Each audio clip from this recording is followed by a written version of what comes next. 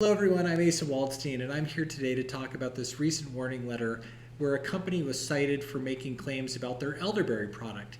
Now this was a very small cottage farmer's market type of elderberry herbal company. Actually, it looked like a really groovy company. So the learning lesson, or one of the learning lessons today, is there's no such thing as too small to be on the FDA's radar. I sometimes hear people ask or talk about, well, I'm too small to be on the radar of the authorities.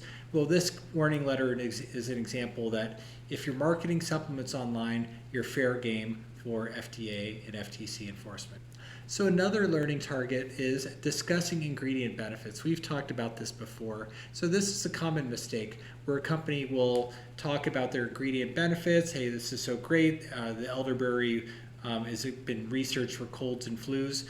Now, the FDA considers this an implied disease claim because elderberry is an ingredient in a product sold on that website. So we really have to be careful when discussing ingredient benefits.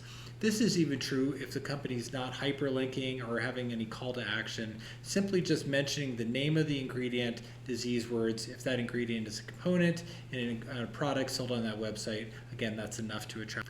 And of course, claims made in social media are mentioned in this warning letter.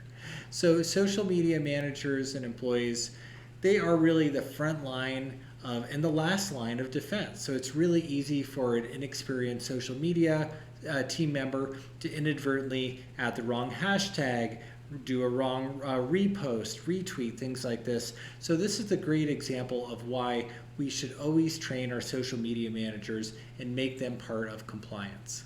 Because the old adage is true, everyone is a member of quality. So again, educating our social media team about compliance really does have lasting beneficial effects on the overall compliance health of a company. So this warning letter is another example of a well-intentioned, really fun small herb company crossing the line into the disease claim category. So in my opinion, this company probably didn't know the rules of dietary supplement marketing. There's a lot of nuances to dietary supplement marketing. So I always recommend if someone is selling a dietary supplement, especially if they're selling it online, check out my previous YouTube videos.